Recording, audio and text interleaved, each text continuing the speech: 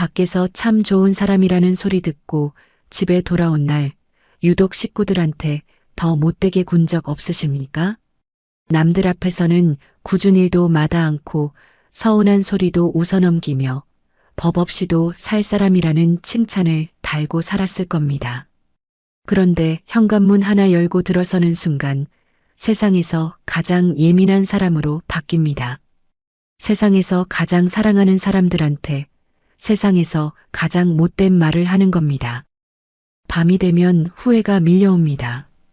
불 끄고 누워 천장을 보는데 아까 내 입에서 나온 그 말이 자꾸 귓가를 맴돕니다.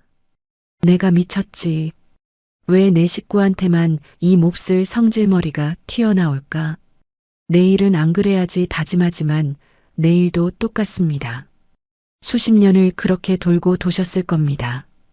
여러분이 못돼서 그런 게 아닙니다.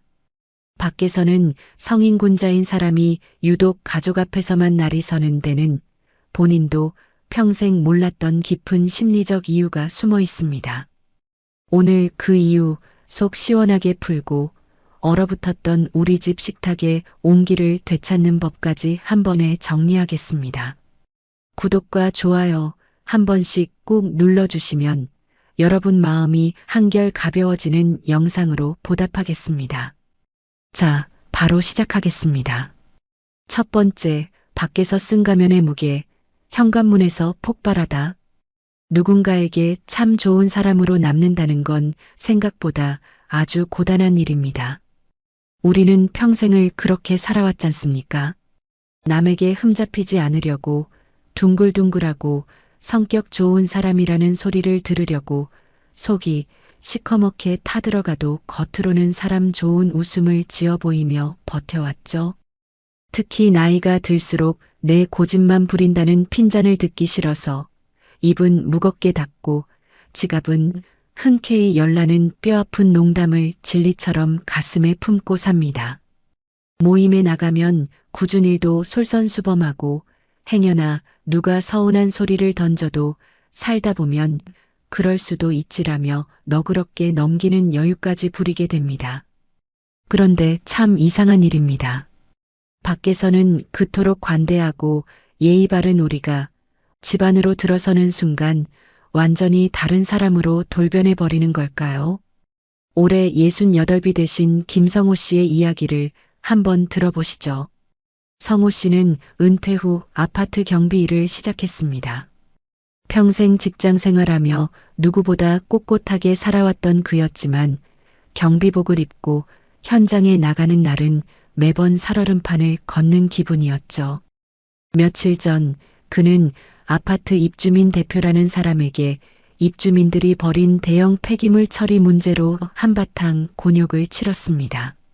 정해진 규정대로 안내했을 뿐인데 상대는 대뜸 내가 내는 관리비로 월급 받는 주제에 어디서 꼬박꼬박 말대꾸냐며 경비실 창문을 쾅쾅 두드렸죠. 성호 씨는 자존심이 머리끝까지 치밀었지만 혹여나 일자리를 잃을까봐 허리를 90도로 굽히고 죄송합니다. 시키는 대로 하겠습니다라며 비굴한 웃음을 지어 보였습니다. 근무를 마치고 집으로 돌아오는 버스 안 성호 씨의 얼굴은 마치 며칠 굶은 사람처럼 헬쑥했습니다. 찬란했던 지난날의 영광은 간데없고 내 자식보다 어린 사람에게 삿대질을 당하며 푼돈을 버는 내 신세가 너무나 비참하게 느껴졌죠. 유독 욱신거리는 허리와 퉁퉁 부은 다리보다 하루 종일 꾹꾹 눌러 담았던 굴욕감이 가슴 속에서 시커먼 숫덩이처럼 응어리졌습니다. 밤 10시 터덜터덜 걸어 집 앞에 도착한 성호 씨는 현관문을 열었습니다. 거실에서는 아내가 TV를 보고 있었죠. 신발장에서 낡은 신발을 벗어 던지고 거실로 들어섰는데 아내가 무심하게 TV 리모컨을 만지작거리며 툭 던졌습니다. 이제 와. 오늘 경비실 일은 별일 없었어? 근데 들어오는 길에 현관 앞에 있는 분리수거 좀 버리고 들어오지 그랬어. 냄새 나는데. 아내의 그 무심한 한마디가 성호 씨의 가슴에 그대로 꽂혔습니다.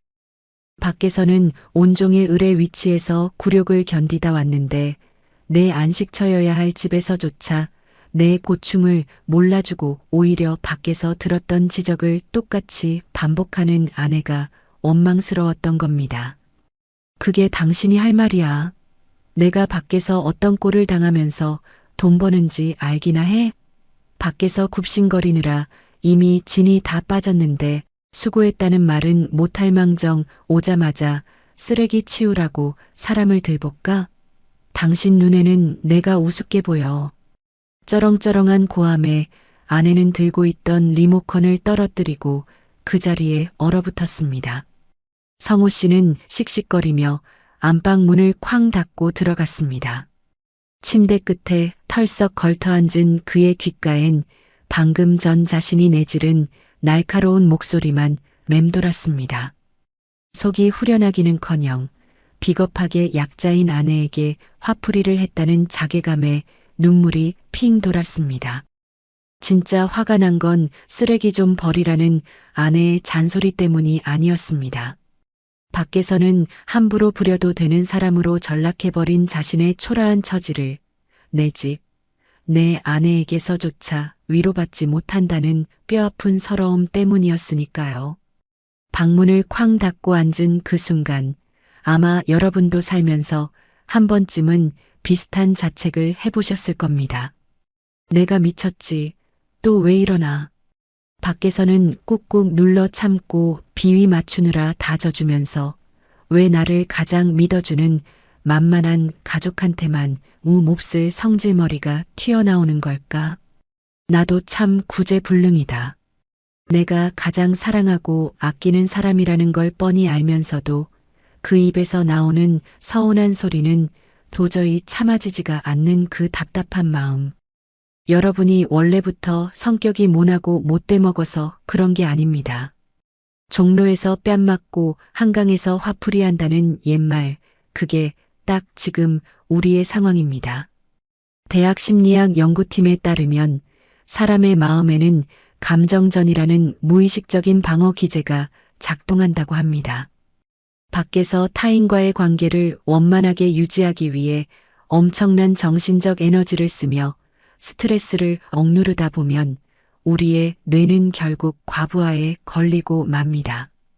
밖에서 쓴 가면이 두껍고 무거울수록 우리의 에너지는 빠르게 고갈됩니다. 완전히 방전된 상태로 집에 돌아오면 타인을 배려할 최소한의 힘조차 남지 않게 되죠. 결국 밖에서 소진된 내 자존감을 집안에서 가족에게 군림하고 화를 내며 억지로 채우려 드는 겁니다. 우리는 가장 치열하게 보호해야 할 가족을 세상에서 가장 만만한 감정의 배설구로 쓰고 있었던 겁니다. 그렇다면 이 지독한 악순환을 우리는 어떻게 끊어내야 할까요? 다음 날 저녁 현관문 앞에 선 성호 씨는 도열하게 손을 얹고 잠시 눈을 감았습니다. 그리고 속으로 이렇게 중얼거렸죠. 여러분도 오늘부터 현관문을 열기 전 딱 3초만 가만히 서서 스스로에게 이렇게 말씀해 보십시오. 이 문을 여는 순간 밖에서 무시당하고 치이던 나는 사라진다. 나는 이제 이 집의 가장 귀한 사람으로 들어간다. 밖에서 깎여나간 알량한 자존심을 집에서 화를 내며 보상받으려 하지 마십시오. 내 가족은 나의 감정 쓰레기통이 아닙니다. 내가 밖에서 아무리 초라한 을이었다 해도 이 현관문을 여는 순간만큼은 나를 세상에서 제일 큰 사람으로 대접해주는 내 식구들의 품으로 당당하고 다정하게 돌아가야 합니다. 너무 편해서, 너무 잘 알아서 내 맘대로 막대해도 다 이해해줄 거라고 믿었던 그 오만함. 우리는 가장 안전한 곳을 가장 만만한 곳으로 착각했습니다. 밖에서 받은 스트레스를 죄 없는 가족에게 푸는 이 나쁜 습관. 이제는 정말 서서히 끊어내야 합니다. 그런데 여기서 한 걸음 더 깊이 들어가 볼까요?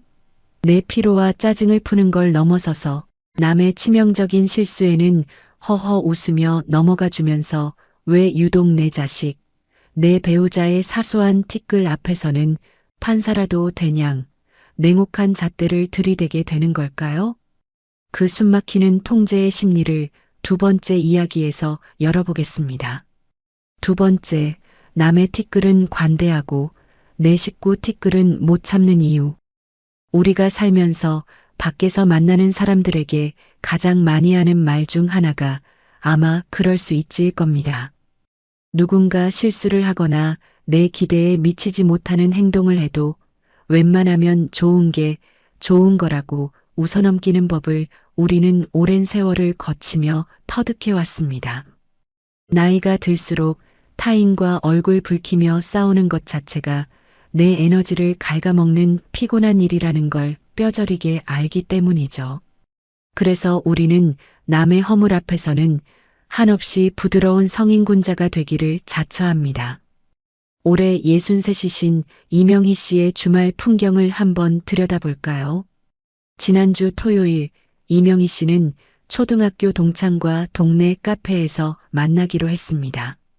창가에 앉아 차를 마시는데 친구에게서 전화가 왔죠. 명희야, 버스를 잘못 타서 30분은 늦을 것 같아. 정말 미안하다. 이명희 씨는 찻잔을 내려놓으며 웃었습니다. 아이고, 괜찮아. 나 혼자 창밖 구경하면서 쉬고 있으면 되니까 조심히 천천히 와. 서두르다 다칠라. 친구가 미안해할까봐 조각 케이크까지 미리 주문해두는 넉넉한 배려를 보였죠. 타인에게는 이토록 바다처럼 관대합니다. 그런데 바로 그날 저녁 집에서는 전혀 다른 풍경이 펼쳐졌습니다. 32살 딸이 오랜만에 본가에 와서 저녁을 먹기로 한 날이었죠. 이명희 씨는 다리가 퉁퉁 붓도록 시장을 돌아다니며 딸이 좋아하는 반찬을 했습니다. 오후 6시까지 오겠다던 딸은 7시가 다 되도록 감감무소식. 주방에서 앞치마를 두른 채 벽시계만 신경질적으로 쳐다보았습니다. 차가 막히면 막힌다고 톡 하나 보내는 게 그렇게 어렵나? 입술이 타들어가고 속에서 불이 났죠. 8시 반 현관문이 열리고 딸이 들어왔습니다. 엄마, 미안해. 회사에서 갑자기 급한 일이 터져서. 딸이 채 구두를 벗기도 전에 이명희 씨의 입에서 비수 같은 말이 튀어나갔습니다. 넌 누굴 닮아 그 모양이냐? 시간 개념이 그렇게 없어서 회사 생활은 어떻게 하니? 딸의 얼굴에 차가운 방어막이 쳐졌습니다. 나 놀다 늦은 거 아니야. 일하다 늦었다고 했잖아. 엄마는 왜 말을 꼭 그렇게 해? 딸은 방문을 쾅 닫고 들어가 버렸습니다. 정적만 흐르는 거실, 이명희 씨는 가슴을 치며 털썩 주저앉았습니다.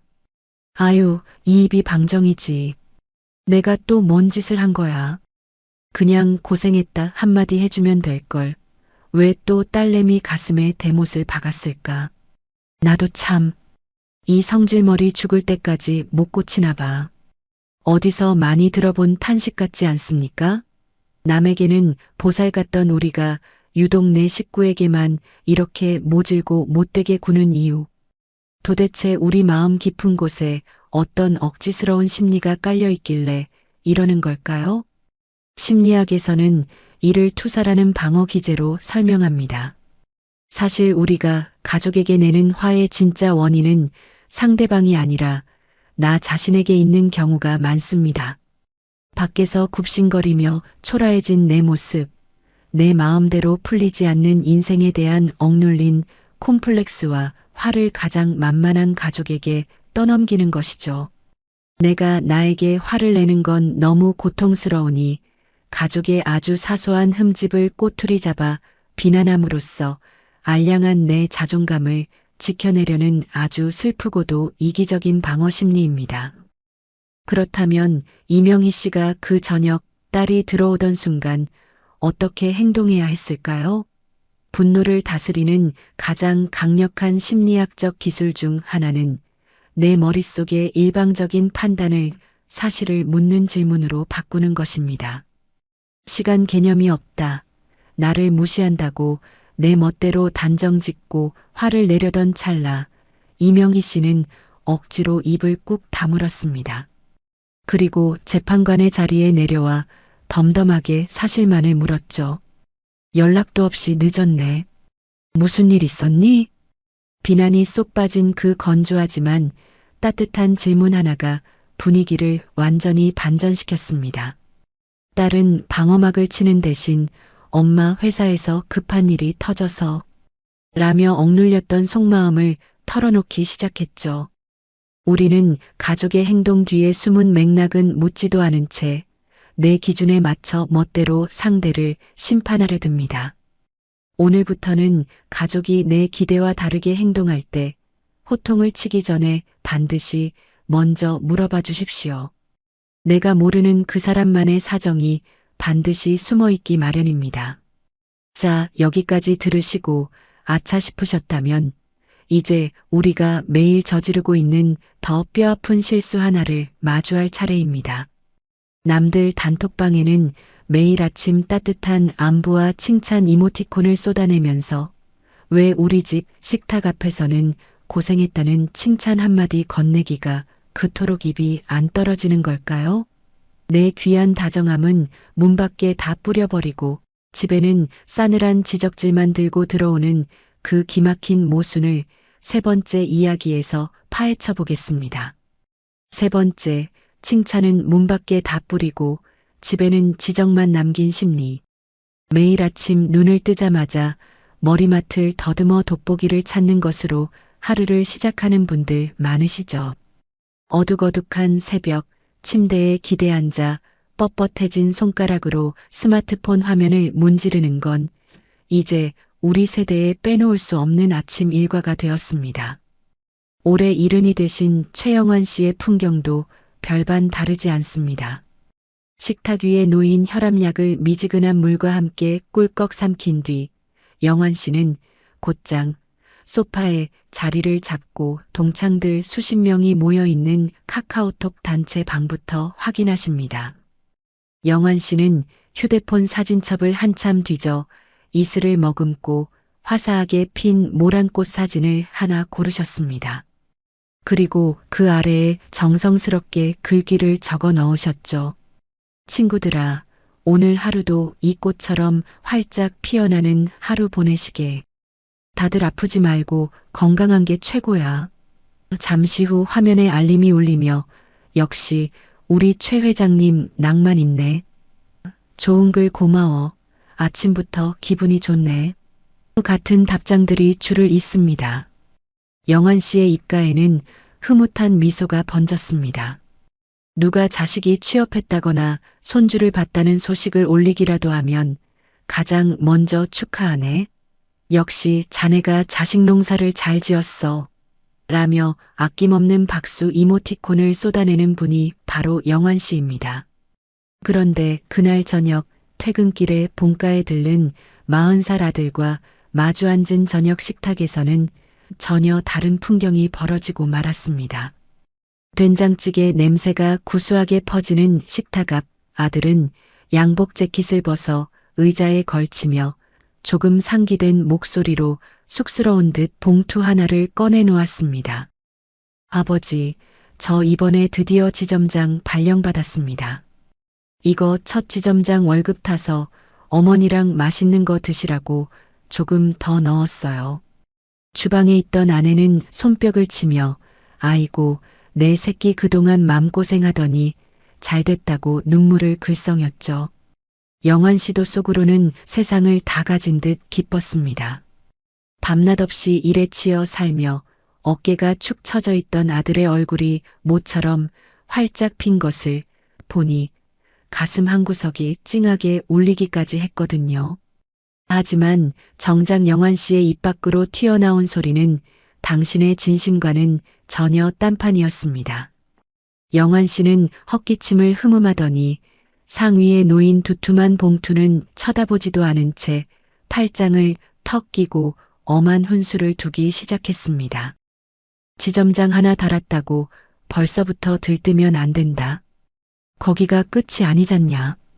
내 밑으로 직원들 거느리고 실적 내려면 지금보다 배는 더 독하게 일해야 살아남는 거야. 세상 호락호락한 줄 아냐? 정신 바짝 차려라. 기대에 차 있던 아들의 얼굴에서 순식간에 화색이 가라앉아 버렸습니다. 멋쩍게 허공을 맴돌던 아들의 손은 슬그머니 무릎 밑으로 내려갔고, 네, 알겠습니다. 명심할게요라는 짤막하고 건조한 대답과 함께 식탁에는 숨막히는 정적만이 내려앉았습니다.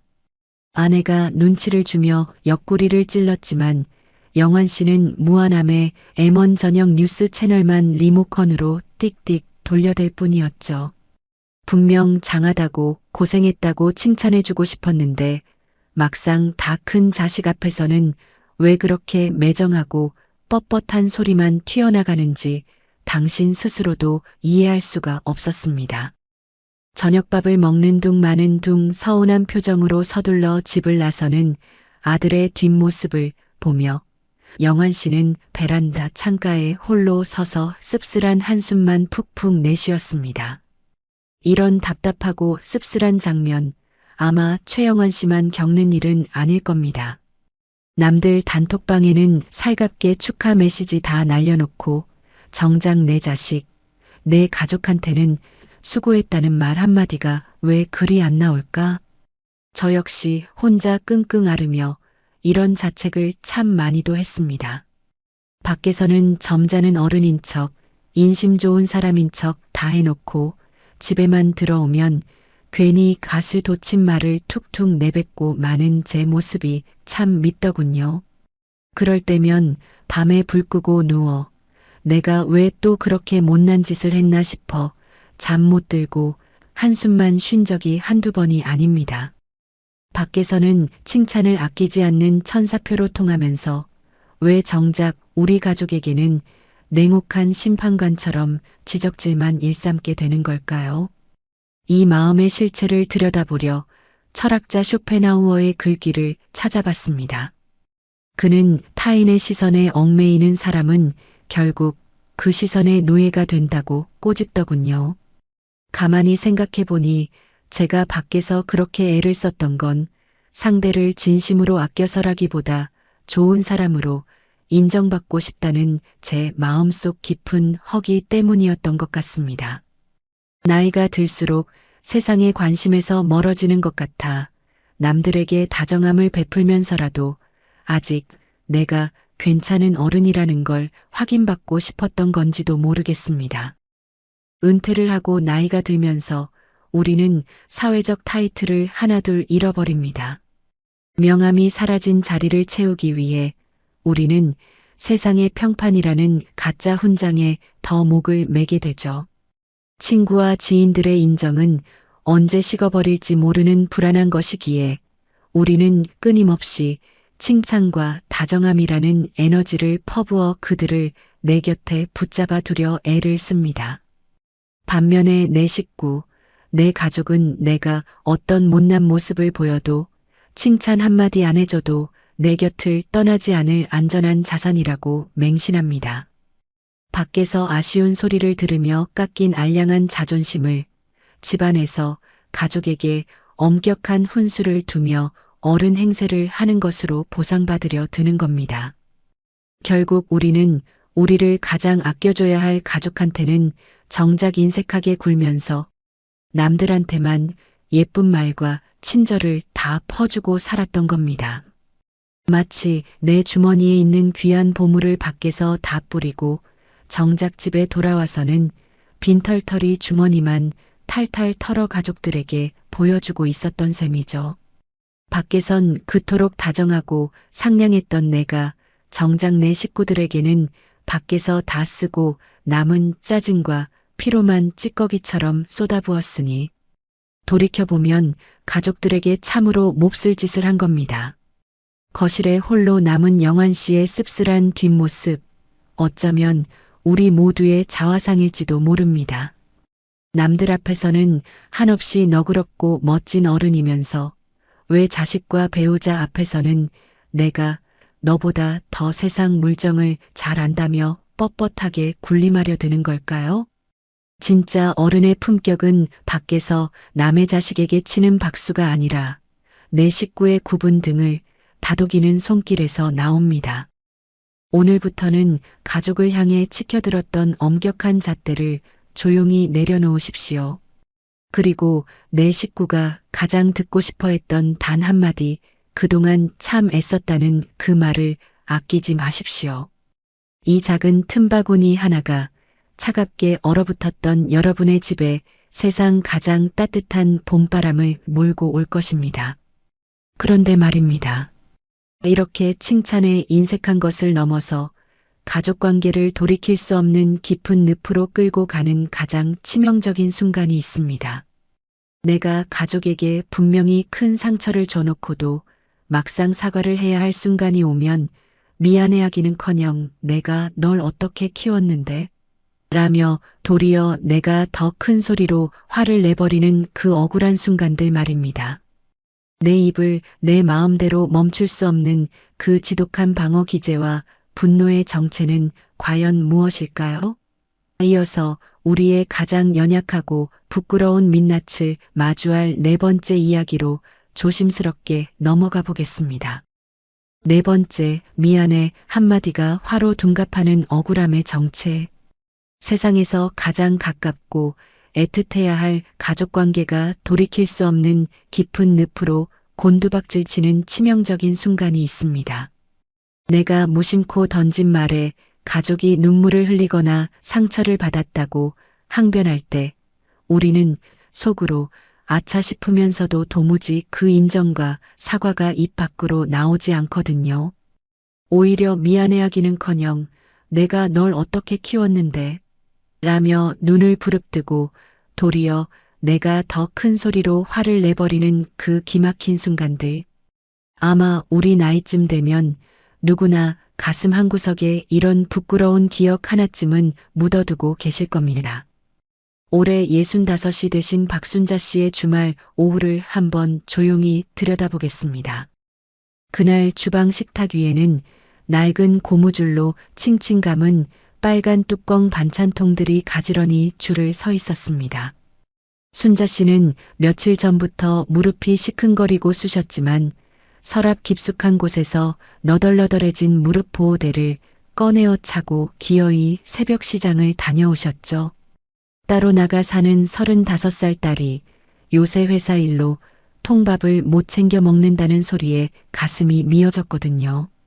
딸이 제일 좋아한다는 소고기 장조림을 한 속 가득 졸이고 매운 고추를 썰어 넣은 멸치볶음을 하느라 온 집안에는 짭짜름하고 매운 냄새가 배어 있었습니다.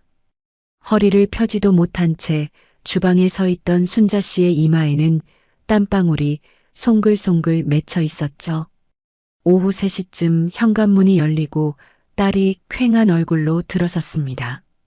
가방을 소파에 툭 던져놓고 털썩 주저앉는 딸의 모습을 보니 순자 씨는 또 속에서 알 수 없는 안타까움과 짜증이 동시에 훅 치밀어 올랐습니다. 따뜻하게 안아주면 될 것을 순자 씨의 입에서는 엉뚱하게 뾰족한 잔소리가 먼저 튀어나가 버렸습니다. 너는 어째 올 때마다 얼굴이 이렇게 반쪽이냐? 밥은 제때 좀 챙겨 먹고 다니는 거야? 눈 밑에 다크서클 좀 봐라. 회사가 바쁘면 바쁜 대로 밥이라도 챙겨야지. 젊다고 몸을 그렇게 혹사시키면 나중에 어쩌려고 그러냐? 엄마가 아무리 반찬에다 날라도 내가 안 먹으면 무슨 소용이야. 딸은 미간을 찌푸리며 짜증 섞인 한숨을 내쉬었습니다. 엄마, 제발. 나 피곤해 죽겠는데 들어오자마자 또 그 소리야? 내가 알아서 잘 살고 있다니까 좀 그만해. 그 퉁명스러운 대답에 박순자 씨도 지지 않고 목소리를 높였습니다. 알아서 잘 산다는 애가 꼴이 그 모양이면 엄마가 어떻게 가만히 있냐? 쯧쯧. 너도 참 답답하다 답답해. 그 순간 꾹꾹 눌러 참던 딸의 눈에서 결국 굵은 눈물이 뚝뚝 떨어지고 말았습니다. 나도 나름대로 버티느라 힘든 건데 엄마는 볼 때마다 왜 내 꼴이 어떻다 못났다 그 소리밖에 안 해? 엄마가 툭툭 던지는 그 말 한마디가 나한테 얼마나 큰 상처인지 알기나 해. 바로 그 찰나 박순자 씨의 심장이 쿵 내려앉았습니다. 핏대가 선 딸의 눈물을 보는 순간 내 새끼 가슴에 또 대못을 박았다는 사실을 뼈저리게 깨달았거든요. 머릿속에서는 아이고 미안하다. 내 말은 그게 아닌데 엄마가 또 말이 헛나왔다라는 말이 수백 번도 더 맴돌았습니다. 그런데 참으로 끔찍하게도 박순자 씨의 입 밖으로 터져나온 소리는 사과가 아니라 시퍼런 분노였습니다. 박순자 씨는 들고 있던 빈 반찬통을 싱크대에 쾅 내려놓으며 목청을 높였습니다. 상처라고? 내가 지금 너한테 상처를 준 거야? 내가 너 어떻게 키웠는데? 삭신이 쑤셔서 밤에 잠도 제대로 못 자면서도 내가 밥은 잘 챙겨 먹나 싶어 새벽마다 장 받아 나른 게 내 평생이야. 그런데 내 입에서 나오는 소리가 고작 상처야? 다 너 잘 되라고 걱정돼서 하는 소린데 내가 지금 너한테 못할 짓이라도 한 거니? 결국 딸은 더 이상 말대꾸조차 의미 없다는 듯 굳게 담은 입술로 가방을 챙겨 들었습니다. 엄마를 한 번도 쳐다보지 않은 채 현관문을 열었죠. 엄마 마음은 그게 아닌데라는 그 흔한 변명조차 이젠 듣기 싫다는 듯 딸은 아무런 말도 없이 무심하게 문을 닫고 나갔습니다. 식탁 위에는 뚜껑도 닫지 못한 장조림통만 덩그러니 남았고 집안에는 차가운 정막만이 내려앉았습니다. 박순자 씨는 거실 바닥에 깔린 미지근한 전기장판 위에 털썩 주저앉아 가슴을 퍽퍽 치며 혼자 소리 없는 눈물을 쏟아냈습니다. 아마 여러분도 이 가슴 찢어지는 자책감의 고통을 누구보다 잘 아실 겁니다. 내가 상처를 줬다는 걸 뻔히 알면서도 왜 미안하다는 말 대신 그토록 모질고 독한 말로 상대를 되려 공격하게 되는 걸까요? 가족 상담센터에서 수십 년간 부모와 자식 간의 골마 터진 갈등을 지켜본 전문가들은 이 기막힌 현상을 아주 흔하게 목격한다고 합니다. 실제 상담실에 온 수많은 시니어 부모님들은 자식이 엄마 아빠 때문에 상처받았다고 토로하는 순간 극한의 공포를 느낀다고 털어놓습니다. 그 짧은 순간 뇌리에는 내가 평생을 바친 숭고한 희생이 이렇게 한순간에 부정당하는구나. 내가 결국 내 자식을 망친 나쁜 부모였구나라는 거대한 두려움이 엄습하는 겁니다. 그 엄청난 죄책감의 무게를 맨정신으로는 도저히 감당할 수가 없는 거죠. 결국 우리의 자아는 스스로가 무너져 내리는 것을 막기 위해 그 고통스러운 자책감을 상대방을 향한 맹렬한 분노로 둔갑시켜버립니다. 내가 나쁜 부모가 아니라 내 희생을 몰라주는 내가 배은망덕한 자식이라고 윽박지름으로써 알량한 내 존엄을 방어하려는 슬픈 몸부림인 겁니다. 내 자식에게 상처를 주었다는 사실을 마주하기란 참으로 고통스럽습니다. 그 부끄러움을 피하려 우리는 변명을 늘어놓습니다. 나를 보호하려고 오히려 목소리를 높여 상대를 탓합니다. 내 억울한 마음 좀 알아달라고 쏟아낸 말들이 사실은 자식의 마음에 감당하기 힘든 무거운 짐이 되어 쌓이고 있었습니다.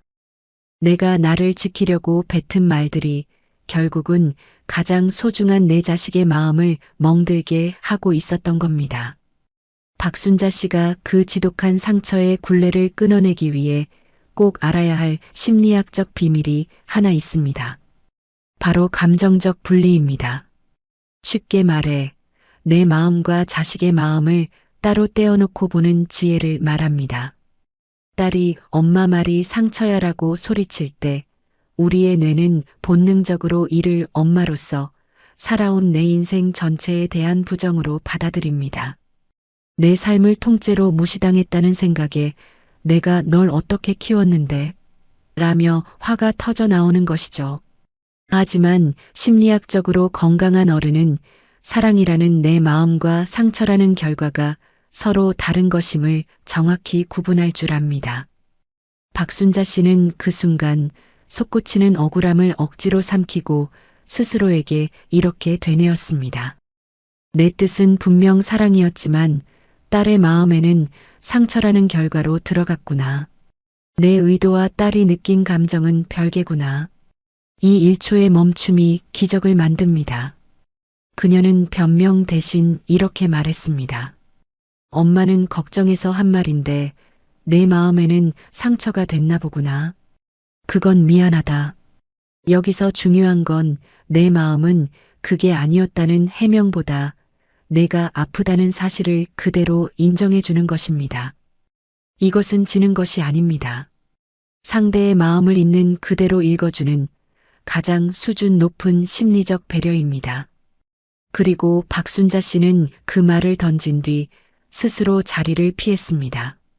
이는 내가 더 이상 감정적으로 맞받아치지 않겠다는 심리적 경계, 즉 나와 자식 사이에 건강한 선을 긋는 행동입니다.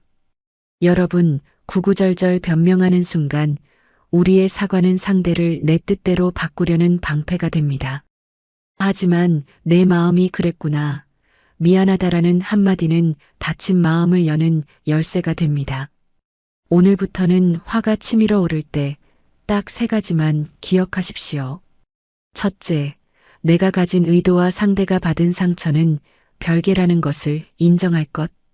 둘째, 내 억울함은 잠시 접어두고 자식의 아픔만 딱 한 문장으로 인정할 것. 셋째, 더 이상의 말싸움으로 번지지 않게 즉시 그 자리를 피할 것. 이것이 심리학에서 말하는 성숙한 어른의 거리두기입니다. 자식의 마음을 아프게 하는 가시를 거두고 대신 관계를 이어가는 튼튼한 다리를 놓는 법. 여러분도 오늘 당장 시작해 보십시오. 밖에서는 다정한 사람이 왜 집에만 오면 내 가족에게 가장 깊은 상처를 남기게 되는지 그 아프고도 지독한 내 가지 심리를 하나하나 되짚어 보았습니다. 그렇다면 이제 찬바람이 쌩쌩 불던 우리 집 식탁의 온기를 되살리고 내일부터 당장 서로에게 가장 든든한 내 편이 되어주기 위해 우리는 어떤 발걸음을 내디뎌야 할까요? 마지막으로 그 단단한 회복의 길을 함께 걸어가 보겠습니다. 이 4가지 이야기는 결국 남의 일이 아닙니다. 오늘을 살아가는 우리 모두가 집집마다 겪고 있는 바로 우리네 사는 모습입니다. 밖에서 쓴 가면의 무게가 현관문 앞에서 폭발한다는 것. 가족의 작은 실수는 왜 그리 못 참아내는지. 좋은 말은 다 밖에서 뿌리고 집에는 잔소리만 들고 온다는 것. 그리고 미안하다는 그 쉬운 말이 왜 자꾸 화로 바뀌는지. 이 4가지 모두 결국 하나의 마음으로 모입니다. 우리는 가족이 만만해서 그런 게 아니었습니다. 가장 가까운 사람이니까 내 마음을 제일 먼저 알아주길 바라는 그 욕심이 자꾸만 서운함을 낳고 날카로운 말로 튀어나왔던 겁니다. 내 가족의 마음을 헤아리는 법 어렵지 않습니다. 오늘 저녁 식탁에 앉거든 무심코 입을 열기 전에 딱 5초만 상대의 얼굴을 가만히 들여다보십시오. 내 얼굴에 새겨진 세월만큼이나 저 사람의 어깨는 얼마나 무거웠을지, 저 사람이 오늘 하루 밖에서 어떤 모진 바람을 맞으며 버티다 이 집으로 돌아왔을지 한번 생각해 보는 겁니다. 그 5초의 시간을 가지면 입 밖으로 나가려던 날 선 말들이 거짓말처럼 쏙 들어가게 됩니다. 가족은 내 감정을 다 받아내야 하는 감정 쓰레기통이 아닙니다. 당신과 똑같이 오늘 하루를 겨우 버텨내고 집이라는 안식처로 돌아온 소중한 사람들입니다. 지금 이 식탁에서 함께 숨을 고르고 있는 식구들의 마음도 당신과 똑같습니다. 이 영상이 여러분의 마음 깊은 곳에 닿았다면 구독과 좋아요로 따뜻한 마음을 나누어 주십시오. 그리고 지금 옆방에 있는 식구에게 혹은 한동안 연락이 뜸했던 자식에게 이 영상을 조용히 보내보세요. 차마 말로 하지 못했던 미안함과 고마움을 이 영상이 대신 전해줄 것입니다. 내일 저녁 도어락 번호를 누르는 그 짧은 순간 딱 한 번만 숨을 크게 고르시고 문을 여십시오. 그 문 안에는 여러분이 이 세상 그 무엇보다 먼저 지켜야 할 가장 소중한 사람들이 기다리고 있습니다. 오늘도 수고 많으셨습니다. 내일은 조금 더 편안하고 따뜻한 저녁이 되시길 바랍니다. 감사합니다.